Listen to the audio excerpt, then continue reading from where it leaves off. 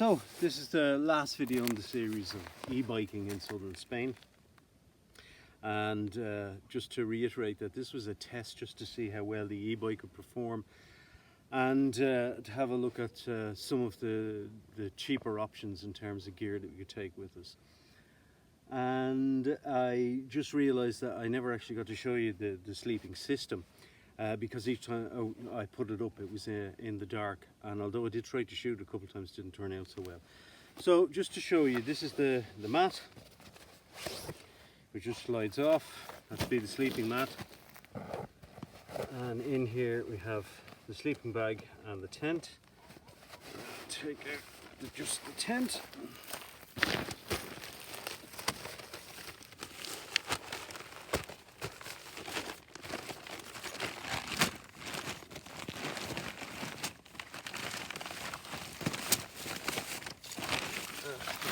That's the poles.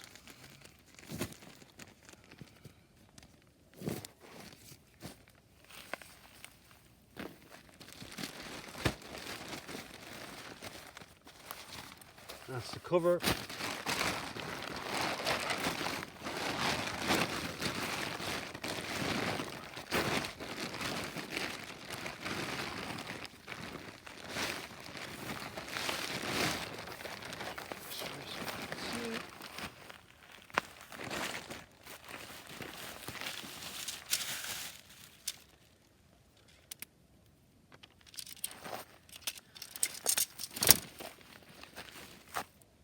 You can see these are poles are shock corded,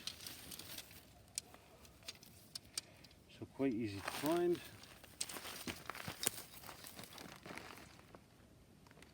Into a little pocket in the corner. You do them diagonally.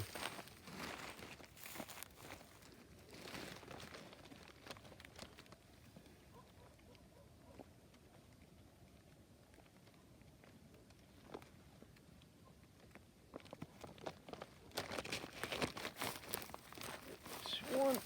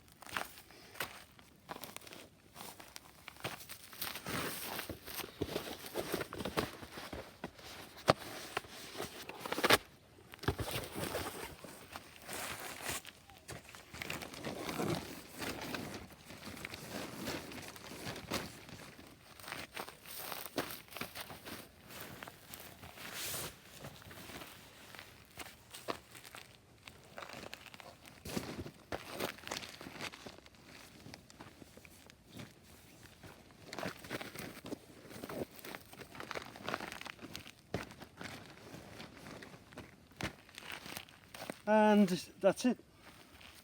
It's as simple as that, and that's as quick as it is to set it up for summer use. If you think you're going to get some rain, we've got a waterproof cover that goes over the top of the frame, and then some pegs to just peg that into the ground. If you're putting this up and just going to go to sleep straight into it, there's no need to peg it down. Your weight will hold it down. When it's closed up,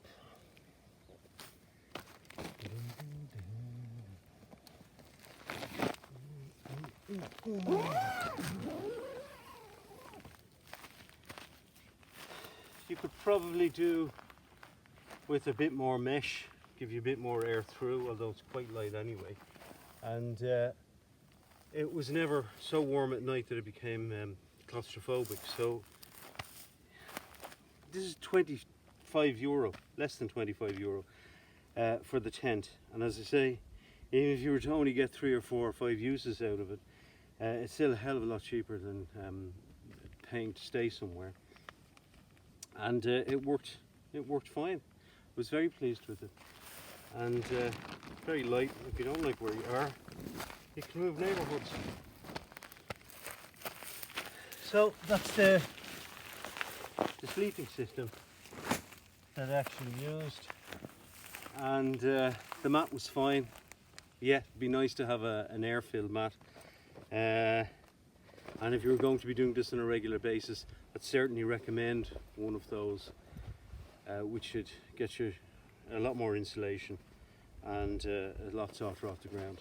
These little panniers work perfectly. Absolutely no issues with them at all. Couldn't complain about that for less than €20 for the pair of them.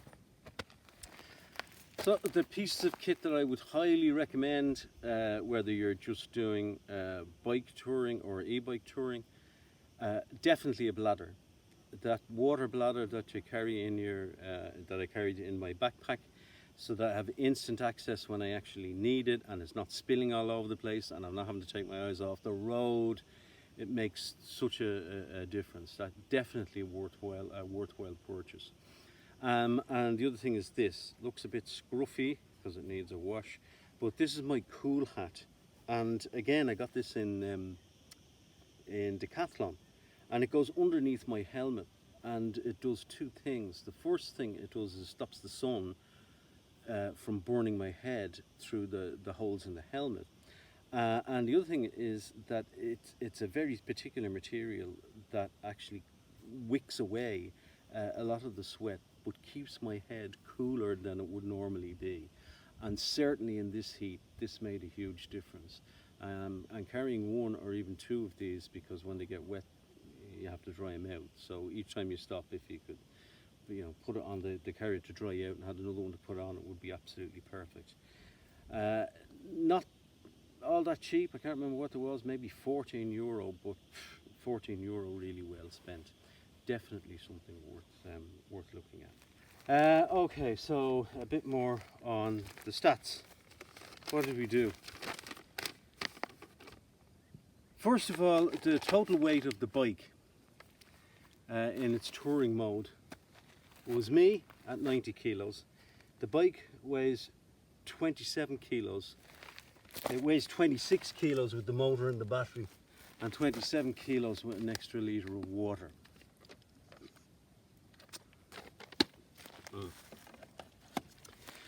The sleeping system, including the tent, the sleeping bag, and the carry mat, added up to 5 kilos. The panniers, each one of them was approximately 3 kilos. That's all the food and the toiletries in one, and all of my clothes and the electrical gear in the other one. The backpack was quite heavy. I was carrying 2 litres of water in that. I was carrying all the tools for the bike, and my wallet, and I can't remember, my iPad, a couple of other things, and that ended up at about 5 kilos as well. So the total weight was 133 kilos, which is pretty significant. We covered 170 kilometers. When I say we, I'm talking about me and the bike. It's got its personality of its own when you spend that much time in the saddle. We covered 170 kilometers, 169 point something, over 3 days, which meant that we averaged about 58 kilometers per day. We covered 2,069 vertical meters. That's 6,780 vertical feet, which is a hell of a climb, really was. And I spent 14 hours in total in the saddle over 3 days. and I averaged 12.1 kilometers per hour. In terms of the battery, I used up 1025 watts from the battery over the 3 days. And that means that if I were to do this on a regular basis, you know, if you're going for a longer tour, you'd be looking at using up 81% of the battery every 2 days, which means that you would really need to be staying somewhere staying somewhere where you could recharge the battery every second day.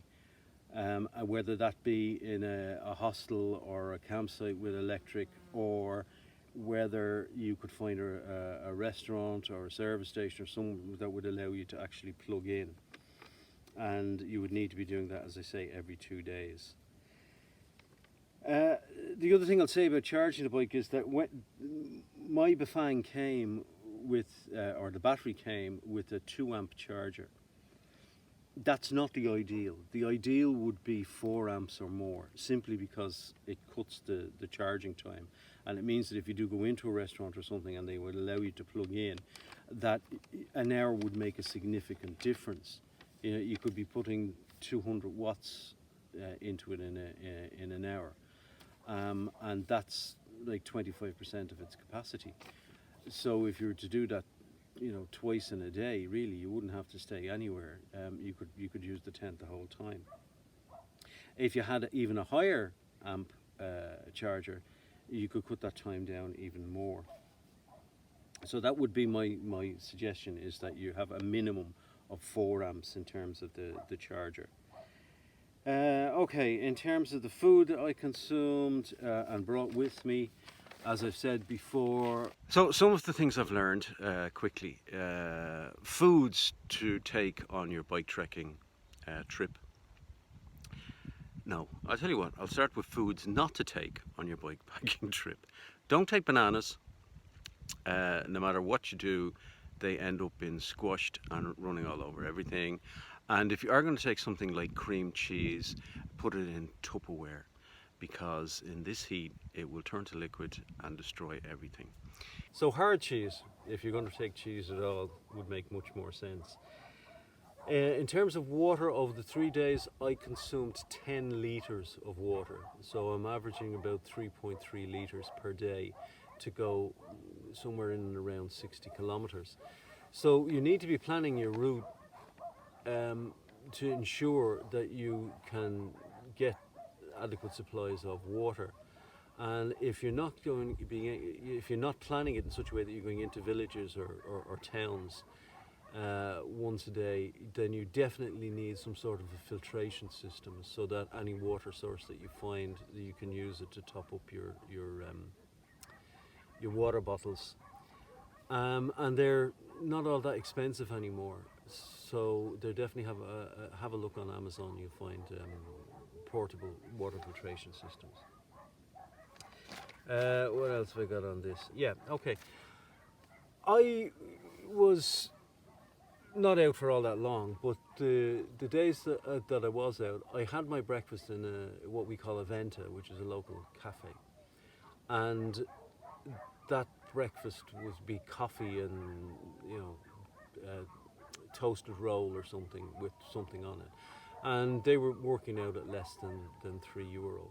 I was making the lunch myself with the stuff that I actually took with me, the wraps and whatever. And for dinner, I was actually eating in one of the Ventas as well, because it was a bit of a holiday for me as well. And I don't like cooking out when the weather is like this and the fire risk is so high. If you're wild camping in this part of Spain in the summer, be aware of the fact that fires of any description are illegal, totally illegal, and you will face huge fines if you're caught. And that would include things even like using gas cookers, a normal gas cooker. So be very, very careful. If you're going to wild camp, where you're wild camping, first of all, that it's safe and that no matter what happens, you're not going to set the place on fire. And secondly, that one of the forest rangers or the Soprano or one of those people don't catch it, because you'd be in serious trouble. The good news is that, again, any of these small bars and cafes in the towns, you can get yourself a meal, a seriously good meal for €7 or €8. So, yeah. So I would think that if you were just the camping element of it and not cooking yourself, probably €18 a day would see you really well, your lunch, your dinner, and your breakfast.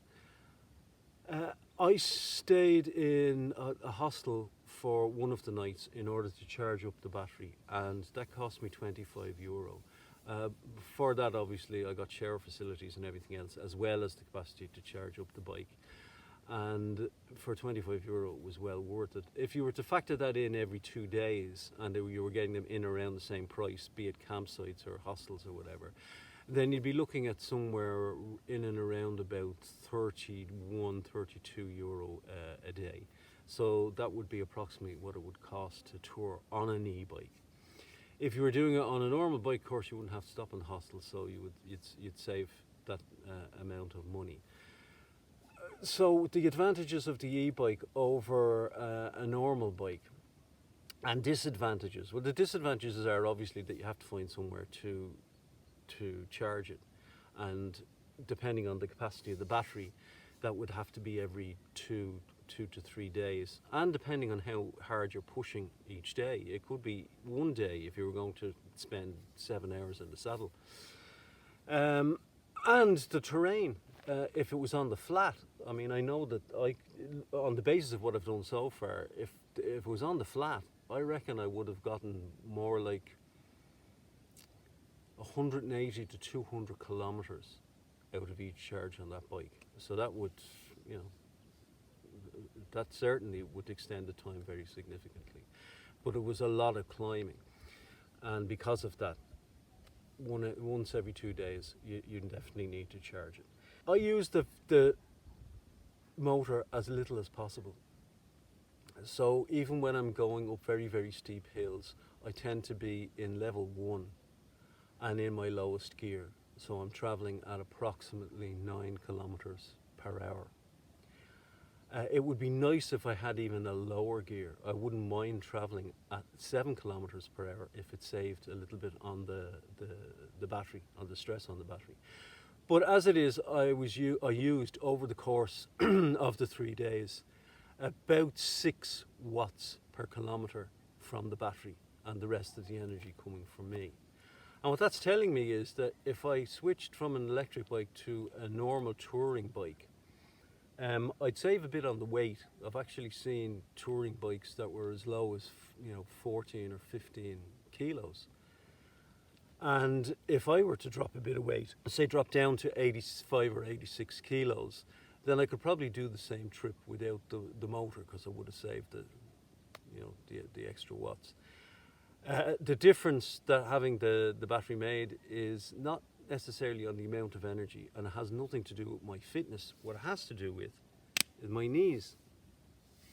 The amount of force that you're putting through these joints when you're doing long uphill grinds is very significant, and my knees are not in a great state, having spent most of my life being very, very active. There's a lot of wear and tear, and I find on a normal bike that if I push it hard, that I can end up with very, very significant pain and swelling, which would make it impossible for me to actually cycle the next day. So the e-bike allows me to do stuff that I literally could not do otherwise, and I do as much as possible try to rely on myself, but having the access to that power gives me a lot of confidence, and from a wear and tear point of view, it certainly reduces it very significantly. So if you've got any sort of physical issues, if you're unfit and starting out again, or if you're 60 plus and trying to get into some sort of exercise, the e-bike is a fantastic idea. It really is. Okay, so that's it. I hope you enjoyed this series. If you did, please go to the subscribe button, subscribe and like, and I'll see you again soon. Okay.